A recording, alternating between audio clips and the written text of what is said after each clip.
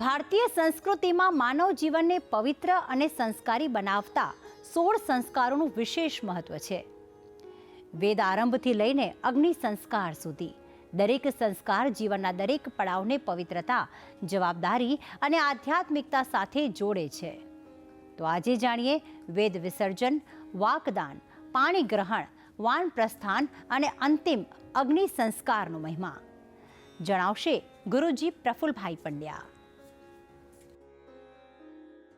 જજાગ્રતો દૂરમુદૈતિ દૈવં તદુષુપ્તશે તથૈવૈતિ દુરંગમન જ્યોતિખાન જ્યોતિરેકંતન મે મનઃ શિવ સંકલ્પમસ્તુ. જય ભગવાન મિત્રો, હું છું પ્રફુલભાઈ પંડ્યા. ભક્તિ સંદેશ કાર્યક્રમની અંદર આપનું સ્વાગત છે. મિત્રો, ખાસ કરીને આજે જે સંસ્કારની મારે માહિતી આપી છે, જેમાં વેદ વિસર્ગ સંસ્કાર, વાગદાન સંસ્કાર, પાણીગ્રહણ સંસ્કાર એટલે કે વિવાહ સંસ્કાર, સાથે સાથે વાન પ્રસ્થાન સંસ્કાર અને અગ્નિ સંસ્કાર વિશે મારે જાણકારી આપવાની છે. આ 5 સંસ્કારનું મહત્વ શું છે? પહેલો આપણે શરૂઆત કરીએ વેદ વિસર્ગ સંસ્કાર. જ્યારે ભણવા જાય છે એને વેદ પ્રારંભ સંસ્કાર કહેવાય, પરંતુ ભણીને પાછો આવે છે એને વેદ વિસર્ગ સંસ્કાર કહેવામાં આવે છે. તો વેદ વિસર્ગ સંસ્કાર જે છે, જે અભ્યાસ પૂર્ણ થાય ત્યારે કરવામાં આવે છે અને ગુરુકુલનું જીવન સમાપ્ત કરીને ગ્રહસ્થ જીવનમાં જ્યારે પ્રવેશ કરવામાં આવે છે ત્યારે આ કરવામાં આવે છે. કૃષ્ણ ભગવાન અને ભાઈ બળદેવજી જ્યારે ગુરુકુલનું જીવન સમાપ્ત કરે છે ત્યારે વેદ વિસર્ગ સંસ્કાર કરે છે. વેદ વિસર્ગ સંસ્કારની અંદર જે ગુરુ છે, ગુરુ માતા છે, એમને નમસ્કાર કરી, એમનું પૂજન કરી અને એમના આશીર્વાદ લઈને એ અભ્યાસ જે છે એને પૂર્ણ કરી અને પોતાના વ્યવસાયમાં અથવા પોતાના ગ્રસ્ત જીવનમાં એ પ્રવેશ કરે છે. પછી આવે છે વાગદાન સંસ્કાર. વાગદાન સંસ્કાર એટલે શું? સંસ્કૃત શબ્દ છે વાગ એટલે વાણી અને દાન એટલે વાણીનું દાન. જેને આપણે દેશી ભાષામાં એવું કહીએ કે માણસની જ્યારે સગાઈ થાય, કેમ કે વેદ વિસર્ગ સંસ્કાર પછી માણસ પોતાના નોકરી વ્યવસાયમાં લાગી જાય છે. નોકરી વ્યવસાય સારું લાગે એટલે પછી છોકરી મળે અને છોકરી જ્યારે મળે એટલે આપણે બંને પક્ષના વેવાઈ એકબીજાને વચન આપે છે, જેને આપણે સગાઈ કહીએ અને સંસ્કૃતમાં એને વાગદાન સંસ્કાર કહેવામાં આવે છે. વાગદાન સંસ્કારની અંદર કહેવામાં આવે છે વાચા દત્તા મયા કન્યા પુત્રાર્થ સ્વીકૃતા ત્વયા કન્યા અવલોકનમ ચ વિદ્યો નિશ્ચિતત્વમ સુખી ભવ. એટલે કે છોકરી પક્ષવાળા છોકરા પક્ષવાળાને વચન આપે છે અને છોકરા પક્ષવાળા છોકરી પક્ષવાળાને વચન આપે છે કે આ તમારા કુળનો દીકરો જે છે એ અમારા કુળની દીકરી સાથે એના વિવાહ અમે કરાવીશું, એનું વચન આપવું, મતલબ એને સગાઈ, જેને વાગદાન સંસ્કાર કહેવામાં આવે છે, વાણીનું દાન. વાગદાન સંસ્કાર પૂર્ણ થાય પછી જે સંસ્કાર આવે છે જેને પાણી ગ્રહણ સંસ્કાર કહેવામાં આવે છે અને ગુજરાતીમાં કહું તો વિવાહ સંસ્કાર એટલે કે લગ્ન સંસ્કાર જેને આપણે કહીએ તે. પાણી ગ્રહણ સંસ્કાર એટલે આ સંસ્કાર જો થાય છે પછી મનુષ્ય ગ્રહસ્થ જીવનમાં પ્રવેશ કરે છે. પતિ પત્ની સાથેનો પ્રેમ અને પતિ પત્ની સાથે જીવનભર સાથ નિભાવવાના વચનો, જેને સપ્તપદી કહેવામાં આવે છે, એકબીજાને વચન આપે છે કે હંમેશા લગ્ન સંસ્કારથી માંડી મૃત્યુ સુધી જીવનમાં દુઃખ આવે કે સુખ આવે એકબીજાનું ધ્યાન રાખીશું, એકબીજાને સાથ આપીશું, પરિવારની સેવા કરીશું.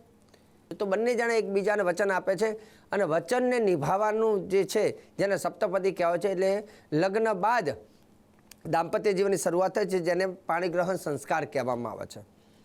ઘણા લોકો કહેતા હોય શાસ્ત્રીજી અમારે તો આ રીતે આમ મેરેજ કરી લીધા, કોર્ટ મેરેજ કરી લીધા, પ્રેમ વિવાહ કરી લીધા.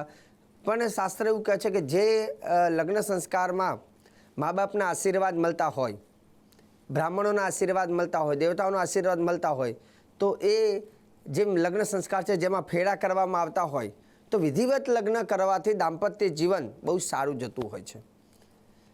તો શાસ્ત્ર પ્રમાણે જે વૈદિક લગ્ન સંસ્કાર જે છે એને વિશેષ મહત્ત્વ આપણે આપવું જોઈએ.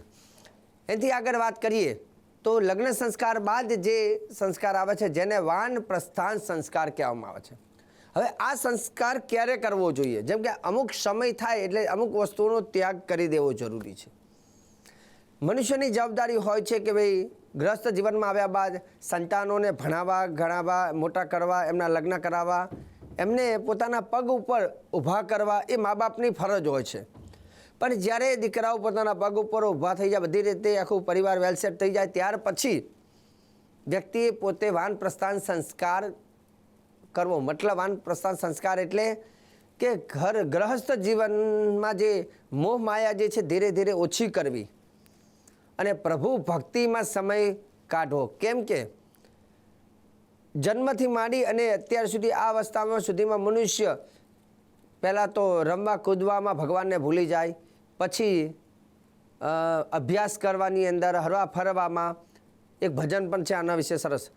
તો છેલ્લી જે અવસ્થા છે, જે છેલ્લો સમય મળે છે, એ સમયમાં શું કરવું? શક્ય હોય તો તીર્થયાત્રા વિશેષ કરી લેવી, ભગવાનના દર્શન, પ્રભુ ભક્તિ, ભગવાનનું નામ સ્મરણ, કીર્તન વગેરે છેલ્લું જે વાનપ્રસ્થાન સંસ્કારની અંદર તમારે બને ત્યાં સુધી મોહ માયા ઓછી કરીને ભગવાન તરફનો લગાવ વધારવાનો, અને એને વાનપ્રસ્થાન સંસ્કાર કહેવામાં છે. પહેલાં તો એવું કહેવાય કે રાજા રજવાડાઓ પણ જે રાજા હતા, જે ખાસ કરીને રામાયણ જો, મહાભારત જો, તો એની અંદર રાજા એવું કહેવાય કે રાજા પ્રજાની સેવા કરે છે, પણ છેલ્લે રાજા પણ એક સમય આવે છે ત્યારે એમના દીકરાને રાજગાદી સોંપીને પોતે વાનપ્રસ્થાન સંસ્કાર લઈને જંગલમાં જાય છે. કેમ જંગલમાં જાય છે? મતલબ કે જંગલમાં જઈ અને પાછળનો જે સમય જે છે એ શાંતિપૂર્વક વિતાવે છે અને તે સમયમાં ભગવાનનું ભજન કીર્તન કરે છે. એને વાનપ્રસ્થાન સંસ્કાર કહેવામાં આવે છે. તો આપણા 16 સંસ્કારમાં આનું પણ એક વિશેષ મહત્વ છે. હવે છેલ્લો સંસ્કાર જે છે, જેને અગ્નિ સંસ્કાર કહેવામાં આવે છે, આ સંસ્કાર મનુષ્યના મૃત્યુ બાદ કરવામાં આવે છે. મૃત્યુ બાદ અગ્નિદાહ આપવામાં આવે છે. આમ તો શાસ્ત્રમાં 3 દાહનું મહત્વ લખ્યું છે. મનુષ્યનું મૃત્યુ થાય ત્યારે એને અગ્નિ સંસ્કાર કરી શકાય, ભૂમિદાહ કરી શકાય અને જલદાહ કરી શકાય. આપણે ઘણી વખત જોઈએ છીએ તો અમુક ધર્મની અંદર ભૂમિદાહનું વિશેષ મહત્વ છે. તો એ લોકો મૃત્યુ બાદ ભૂમિની પૂજા કરી અને ભૂમિની અંદર દફન કરે છે, જેને ભૂમિદાહ કહેવાય.